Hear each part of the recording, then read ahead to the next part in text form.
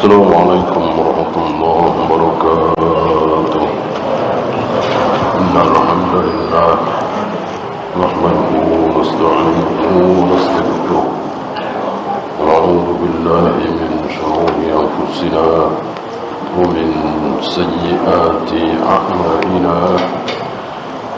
من يهده الله فلا مضل له ومن يضلل فلا هادي له.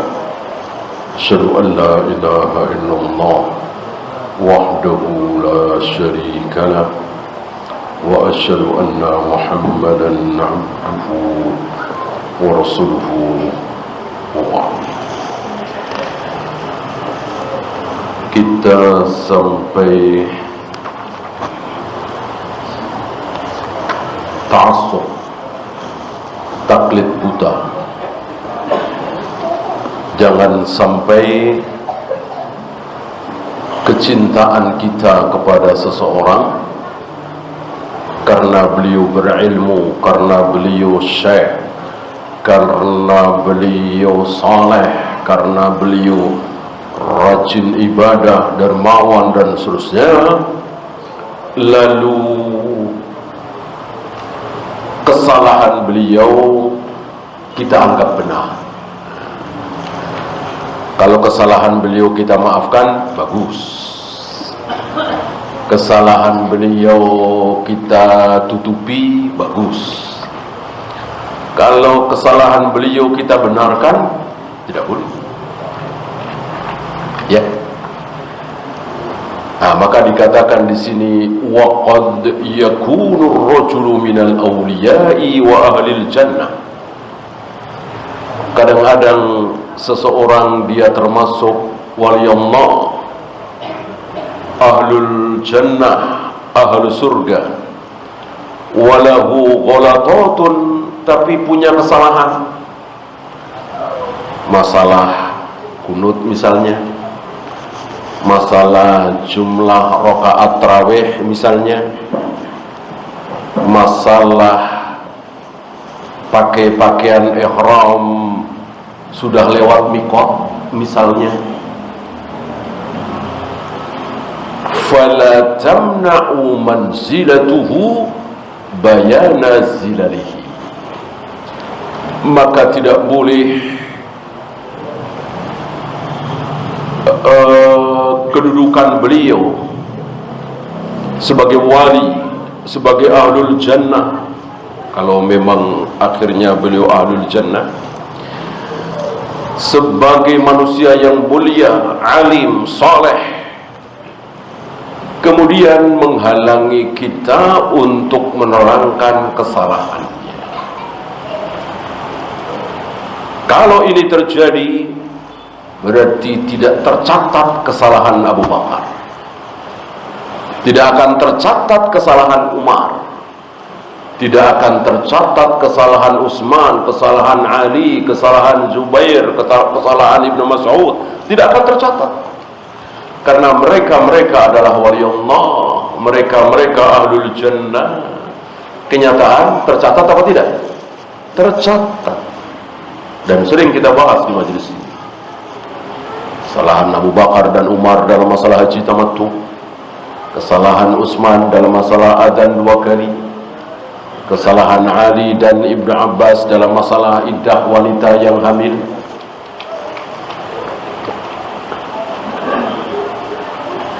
kesalahan Ibnu Mas'ud dalam masalah menikahi wanita ahlul kitab, dan seterusnya dan seterusnya.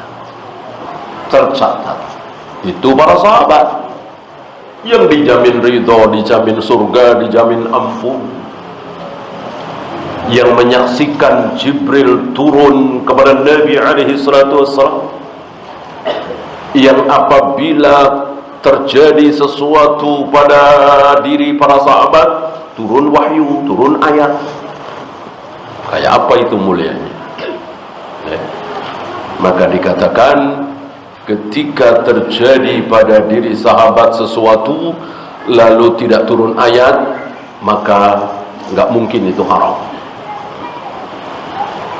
Kalau selama ini orang-orang mengatakan itu khusus Nabi, Ketika Nabi melakukan sesuatu lalu tidak turun ayat menegur beliau, pasti nggak mungkin itu haram, pasti boleh.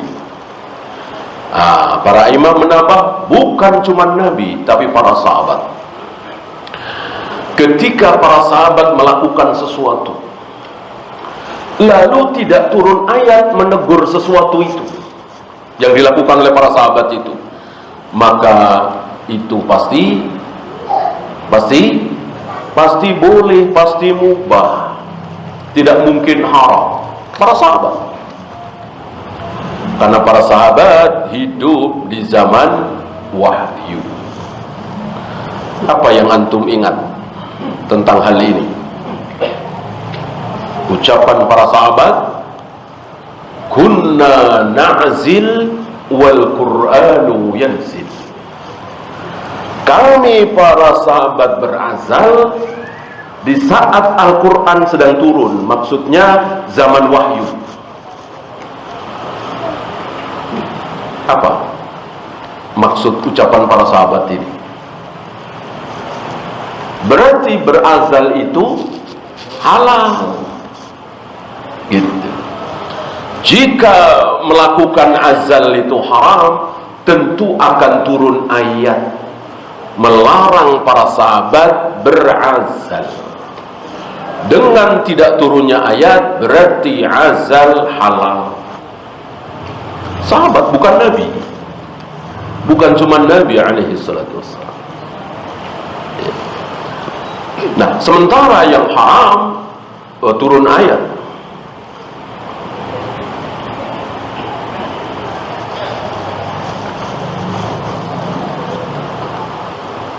Jangan mengatakan ra'una tapi undurna, kan begitu. Kan para sahabat mengucapkan seperti itu, ditegur. Bahkan dua orang yang melakukan itu cuma dua orang, gak ada yang lihat kecuali Allah. Dan dua orang ini turun ayat menjelaskan bagaimana kesalahan dua orang. Dua orang ini berselisih, ya, begini boleh apa tidak, berselisih. Allah tidak biarkan, Allah turunkan ayat menyelesaikan perselisihan dua orang ini, dan itu suami istri, ya. Apalagi 10 orang, 100 orang, ribuan orang. Perselisihan dua orang aja diselesaikan oleh wahyu. Inilah salah satu nikmatnya zaman wahyu. Maka ada seorang wanita tua yang dulu pernah menyusui Nabi SAW. Beberapa hari setelah Nabi wafat, wanita tua ini menangis saat dikunjungi oleh Abu Bakar dan Umar, karena Abu Bakar dan Umar meneruskan kebiasaan Nabi mengunjungi wanita tua ini, nenek-nenek ini. Ini salah satu sunnah ketika sebuah kebaikan dilakukan oleh guru kita, orang tua kita, lalu guru kita, orang tua kita meninggal, kita teruskan kebiasaan baik itu. Jadi kebiasaan Nabi, kebiasaan baik tentu mengunjungi nenek-nenek tua ini dilanjutkan oleh Abu Bakar dan Umar beberapa hari atau mungkin beberapa pekan setelah Nabi wafat. Ternyata didapati oleh Abu Bakar dan Umar, si nenek-nenek tua ini sedang menangis. Abu Bakar, Umar mengira bahwa nenek-nenek tua ini menangis karena kehilangan Nabi SAW, karena hampir dipastikan hari itu, pekan itu, bahkan bulan itu, bahkan mungkin sampai hampir setahun, begitu membekas kesedihan kaum muslimin, para sahabat, para tabi'in. Tabi'in mungkin belum muncul, ya, baru masih kecil. Tentu terpaut dengan wafatnya Nabi SAW. Tidak ada yang tidak bersedih.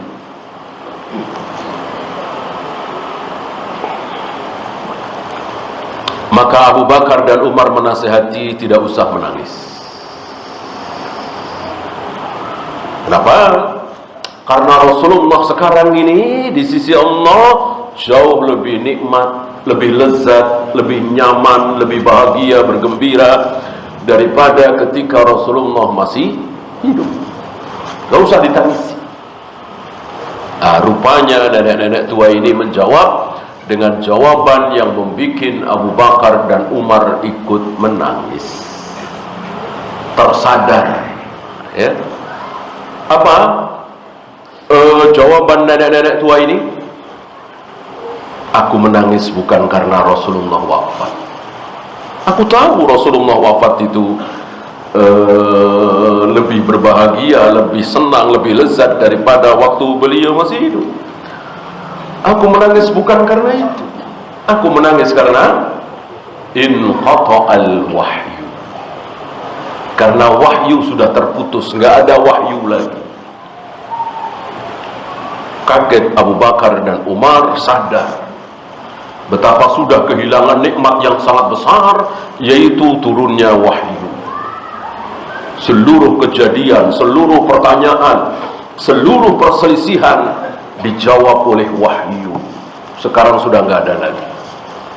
Jadi kalau ada pertanyaan suruh jawab sendiri, kalau ada perselisihan suruh menyelesaikan sendiri.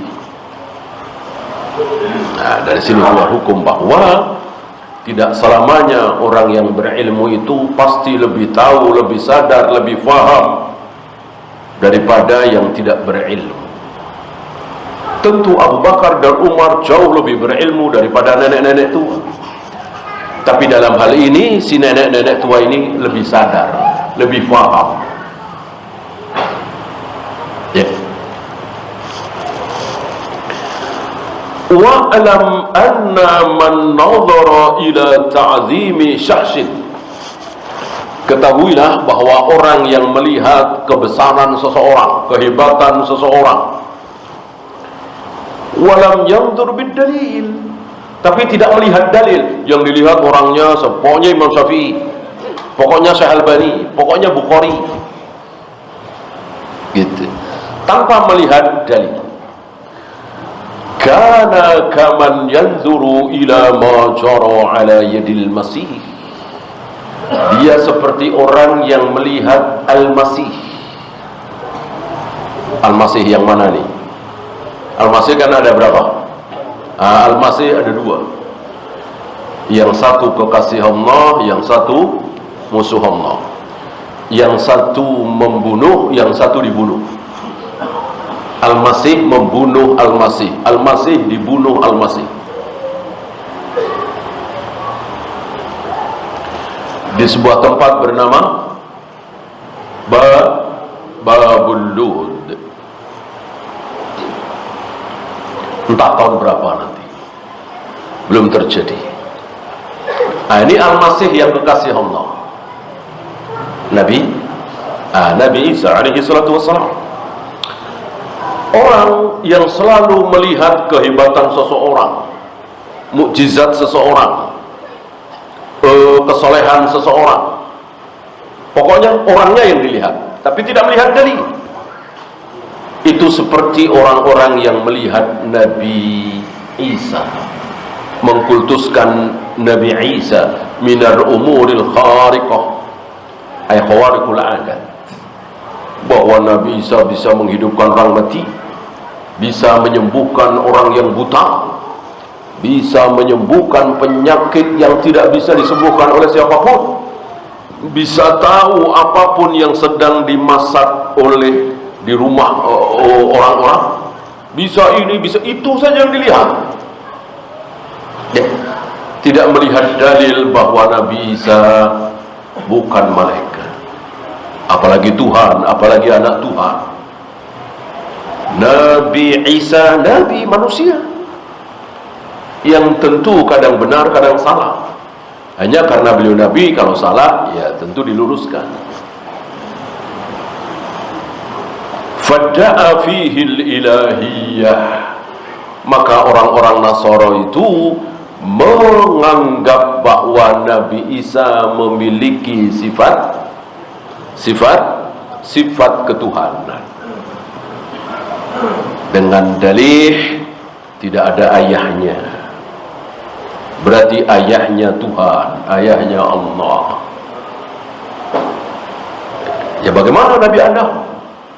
Kan lebih dahsyat lagi, tanpa ayah, tanpa ibu. Lebih Tuhan lagi kalau begitu. Orang sesat itu memang selalu ada saja tamparannya. Ya, mudah sekali. Sangat mudah sekali. Kesesatan, kesalahan untuk membantahnya mudah sekali. Ya.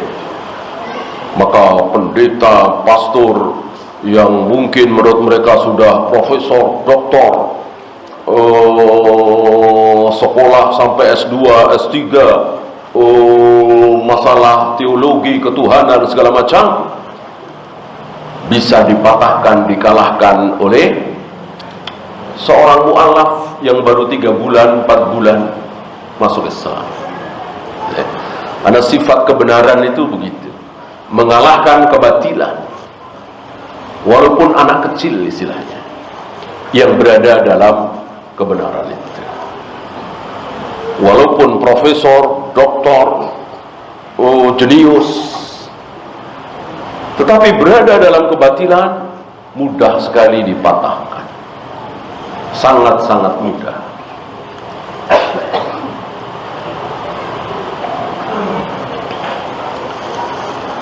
Walau nazara ilaihi wa annahu la yaqumu illa bit-ta'am. Ambil contoh misalnya makanan. Makan, apakah Nabi Isa bisa hidup tanpa makan? Bisa hidup tanpa minum, tanpa tidur dan seterusnya? Bagaimana masih butuh makan, butuh minum, dan akan mati nanti? Kok disebut Tuhan, punya sifat ketuhanan? Rapuh sekali hujah. Ya.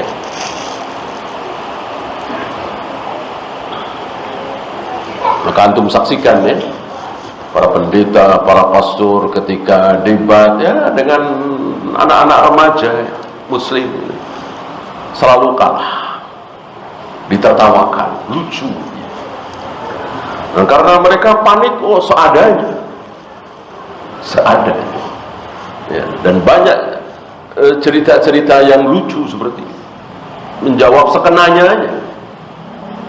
Beda dengan yang mengikuti manhaj yang benar, nggak ada masalah akidah, masalah tauhid, jawab ngarang, nggak ada. Kalau ada pasti di luar ahlu sunnah, mungkin Jahmiyah, mungkin Jabariyah, mungkin Asy'ariyah, mungkin Maturidiyah. Kalau ahlu sunnah tidak ada jawaban, apa istilahnya, sekenanya, improvisasi gitu, nggak ada. Jawabannya itu improvisasi gitu. Udah kayak sandiwara, udah kayak lelucon gitu kan. Kalau lelucon ya bagus, improvisasi. Ini agama, tiba-tiba ada aja di otaknya, keluar lewat mulutnya. Nggak ada dalam hal akidah, tauhid, jawaban-jawaban seperti itu. Kalau ahlu sunnah, maka jawaban ahlu sunnah itu selalu sama dengan jawaban Rasul dan para sahabat. Oleh karena itu kalau ada pertanyaan yang aneh, yang belum pernah ada sebelumnya, mikir lama, tidak langsung dijawab. Masih ingat contohnya Imam Malik ketika ada pertanyaan pertama kali, kaifal istiwa, bagaimana cara Allah bersemayam di atas arsy? Itu pertanyaan pertama kali di muka bumi. Pertanyaan pertama kali kalau dalam Islam ya semenjak Nabi menyampaikan ayat Ar-Rahmanu 'alal arsy istawa tsumma istawa 'alal arsy, itu belum pernah ada yang bertanya kepada Nabi, kepada Abu Bakar, kepada Umar, kepada Utsman, kepada Ali dan seterusnya, bagaimana cara Allah bersemayam di atas arsy. Ada pertama kali di zaman Imam siapa tadi? Imam Malik. Langsung dijawab oleh Imam Malik, improvisasi gitu. Enggak. Diam lama, nunduk, bahkan diriwayatkan sampai berkeringat beliau, karena beliau nggak mau ngarang, nggak salah-salah. Ini masalah akidah, masalah tauhid. Maka beliau ingin menjawab dengan jawaban yang pernah ada di zaman Nabi dan para sahabat, tapi nggak ada, nggak beliau temukan. Ya, maka beliau menjawab dengan dalil, dengan ayat, dengan hadis. Bukan menjawab, ya bukan menjawab ya. Kalau menjawab pertanyaan itu kan jawabannya cara Allah bersemayam di atas arsy begini, gitu kan? Bukan menjawab, tapi mengomentari dan menyalahkan dengan mengatakan al-istiwa'u ma'lumun wal imanu bihi wajibun wal kaifiyatu majhulun was su'alu anha bid'atun, dan seterusnya. Beliau tidak menjawab, oh begini caranya, enggak. Ya. Tapi beliau mengomentari dengan komentar sunnah bahwa Allah bersemayam di atas arsy adalah maklum, semua orang tahu. Mengimani bahwa Allah bersemayam di atas arsy adalah wajib. Sementara bagaimana cara Allah bersemayam di atas arsy, majhul, gak ada yang tahu. Kalau Allah bersemayam di atas arsy, maklum. Caranya bagaimana? Majhul. Antum tahu maklum apa, majhul apa, ya?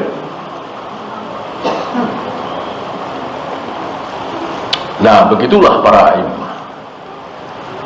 Tidak ngarang dari jawaban. Beda dengan para pendeta, para pastor dan ahlul bid'ah, kaum muslimin yang ahlul bid'ah, jawabannya salah-salah, ngarang. Lam yu'tihi illa ma yastahiqquhu. Jika mereka ini melihat dalil, menimbang dengan dalil, maka tidak mungkin berbicara tentang Nabi Isa kecuali sekedar apa hak beliau. Hak beliau adalah untuk diikuti karena beliau adalah Nabi Rasul, untuk ditaati oleh umatnya, tidak boleh dicaci maki dan seterusnya, bukan disembah, bukan diyakini sebagai anak Tuhan, bukan hak beliau. Kemudian beliau membawakan ucapan Yahya bin Sa'id, sa'altu Syu'bah wa Sufyan ibn Sa'id. Syu'bah di sini Syu'bah bin Hajjaj, ya. Aku bertanya kepada Syu'bah bin Hajjaj dan kepada Sufyan bin Sa'id dan kepada Sufyan bin Uyainah dan kepada Malik bin Anas, tadi Imam Malik, anir rajuli la yahfadhu aw yuttahamu fil hadis, tentang seseorang yang tidak menghafal, maksudnya hafid, ya, hafid dalam ilmu hadis, bukan penghafal Al-Quran, bukan. Kalau penghafal Al-Quran kan ribuan, mungkin jutaan. Hari ini mungkin ribuan atau mungkin ratusan ribu yang hafal Al-Quran.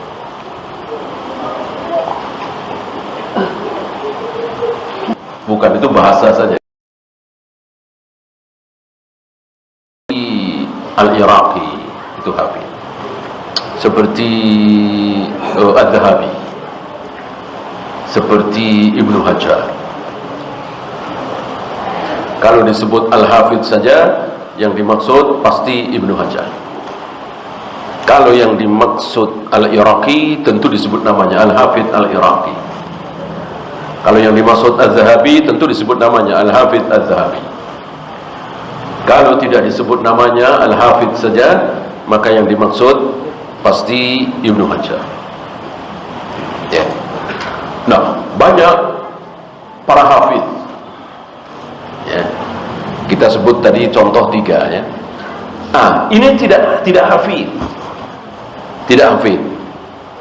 au yutamu fil hadis, dan dia muttaham, tertuduh. Banyak orang yang tertuduh dalam masalah hadis itu, tertuduh dusta, tertuduh tadlis, tertuduh. Ini bukan tertuduh dalam hal maksiat kriminal, bukan, dan ini tidak ada hukumannya kecuali periwayatannya tidak diterima, ya. Nah, aku bertanya kepada para imam tadi, Syu'bah bin Hajjaj, Sufyan bin Sa'id, Sufyan bin Uyainah, Imam Malik dan seterusnya, tentang seseorang yang tertuduh mungkin mendustakan hadis, mungkin mudallis dan seterusnya. Dijawab oleh mereka, faqalu jami'an yubayyanu amru, keadaan dia harus diterangkan. Ini luar biasa untuk menjaga sabda-sabda Nabi jangan sampai tercampur dengan ucapan manusia biasa. Seperti kemarin kita bahas, ayah menjarah anaknya, anak menjarah ayahnya, itu hal yang biasa. Demi apa? Demi menjaga sabda-sabda Nabi jangan sampai tercampur.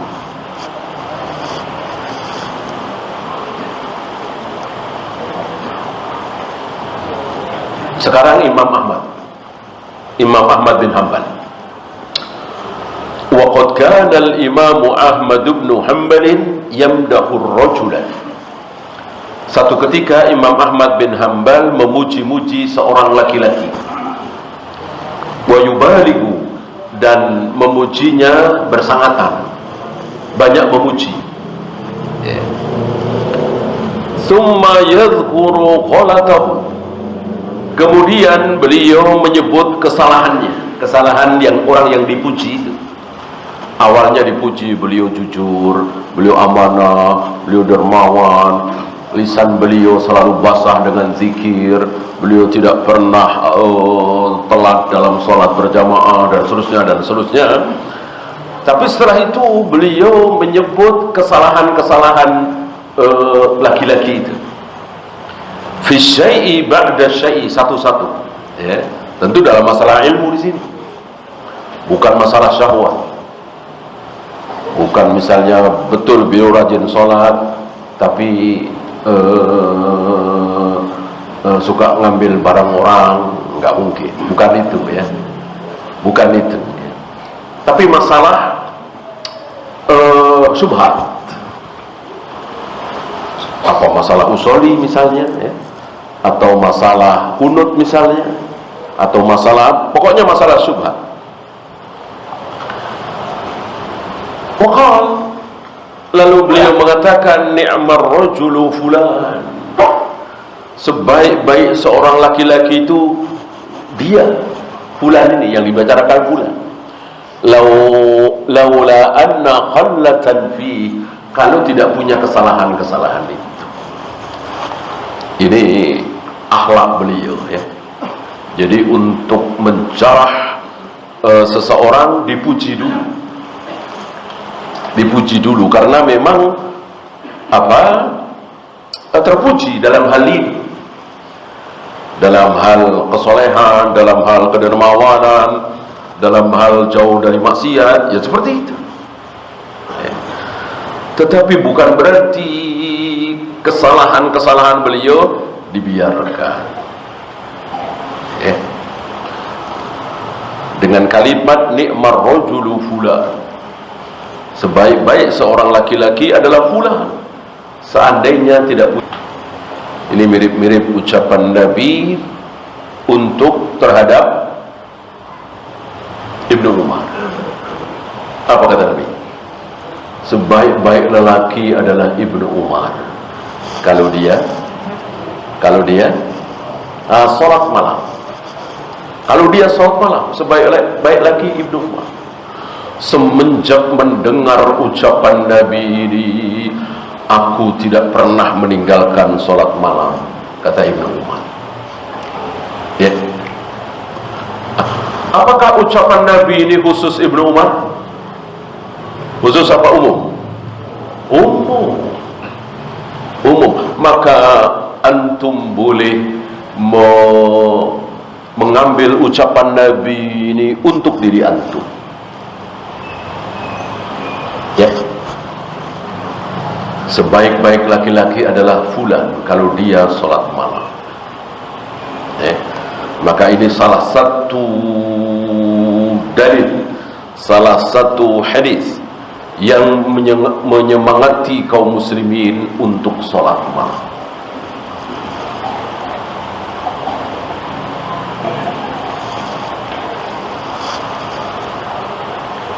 Wa qala Ansari as-Saqati,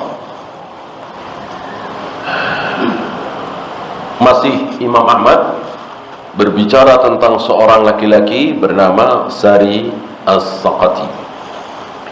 Imam Ahmad mengatakan beliau adalah syekh. Syekh yang dimaksud bukan sekedar tua umurnya, tapi ilmunya tokoh gitu. Al-ma'rufi bitibil mat'am. Beliau terkenal memakan makanan-makanan yang bagus, yang baik. Gitu. Dipuji oleh Imam Ahmad. Summa hukiya lahu anhu annahu qala. Setelah Imam Ahmad memuji-muji laki-laki ini, Sari as-Saqati ini, ada yang menyampaikan kepada beliau, kepada Imam Ahmad, bahwa si Sari as-Saqati ini pernah mengatakan, innallaha azza wa jalla lamma khalaqal hurufa, sungguh Allah azza wa jalla ketika Allah menciptakan huruf, ada huruf alif, ba, ta gitu, sajadatil ba, maka ada satu huruf yang sujud, yaitu ba. Ya, huruf ba sujud. Dan entah didapat dari mana, nggak mungkin ngarang sendiri, ini kan gaib, harus dari Nabi tentunya. Kalau dari Nabi, Imam Ahmad lebih tahu, karena Sari as-Saqati ini bukan ahli hadis. Bahwa dia syekh, orang yang banyak ilmu, betul, tapi bukan ahli hadis. Ya, maka demi mendengar bahwa si Sari as-Saqati mengucapkan kalimat tadi, ba, huruf ba bisa sujud, langsung Imam Ahmad mengatakan, nafirun nasa anhu, jauhkan manusia dari dia, jauhkan manusia dari dia. Inilah Imam Ahmad dan imam-imam yang lain tentunya. Tidak mentang-mentang soleh, baik, dermawan, tawadhu dan seterusnya, lalu tidak boleh dikritik. Tidak ada yang kebal kritik kecuali Nabi alaihi salatu wassalam.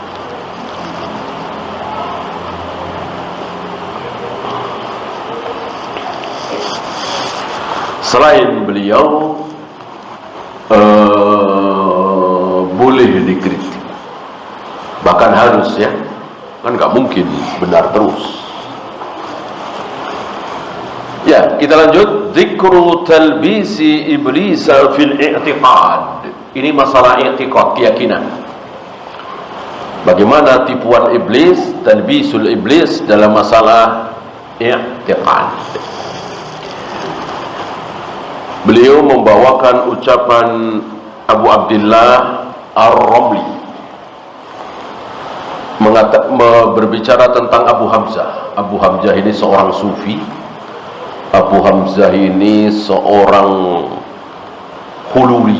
Hulul, masih ingat ya, akidah hulul, wihdatul wujud, meyakini bahwa Allah bisa menyatu dengan makhluknya. Ini akidah yang sesat dan menyesatkan, kufur. Dan ada tokohnya di negeri kita ini. Alhamdulillah dihukum mati. Kita semakin yakin bahwa pernah ada syariat Islam di negeri kita ini, dihukum mati. Karena meyakini, mengatakan bahwa Allah bisa menyatu dengan hambanya. Wihdatul wujud.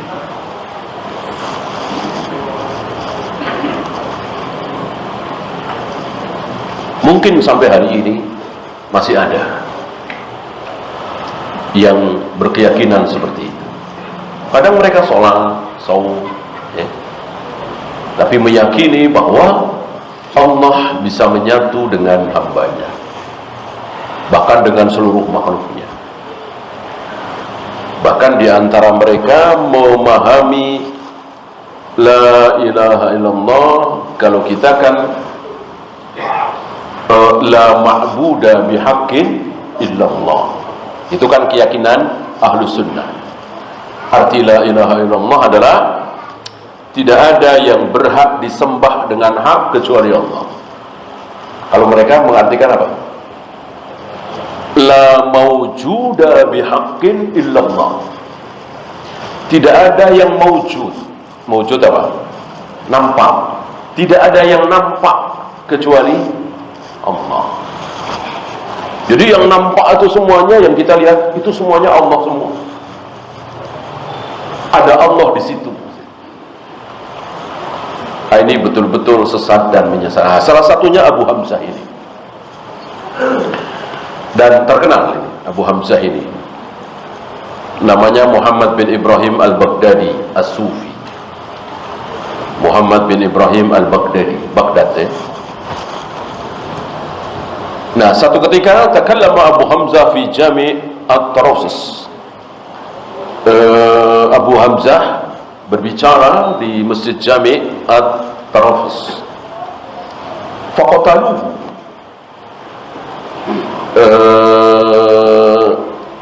Mereka membunuhnya. Mungkin qafnya panjangnya, faqatalu, artinya berusaha membunuh, berusaha melarang, Tapi di sini tidak ada alifnya. Kan beda antara qatala dengan qatala. Ya. Maka banyak yang salah menerjemahkan. Jika engkau sholat sudah memakai sutra, lalu ada orang yang mau lewat antara engkau dengan sutra, maka cegahlah. Dia maksa, cegahlah. Dia maksa lagi, maka faqatilhu, kata Nabi. Maka qatillah dia. Kadang suka diterjemahkan dengan bunuhlah dia. Ini tidak tepat. Yang benar, iya. Terus halangi, jangan menyerah. Qatala yuqatilu, bukan qatala yaqtulu. Kalau membunuh kan qatala yaqtulu, uqtulhu. Ini qatilhu, qatala yuqatilu, qatil. Artinya pertahankan, jangan menyerah.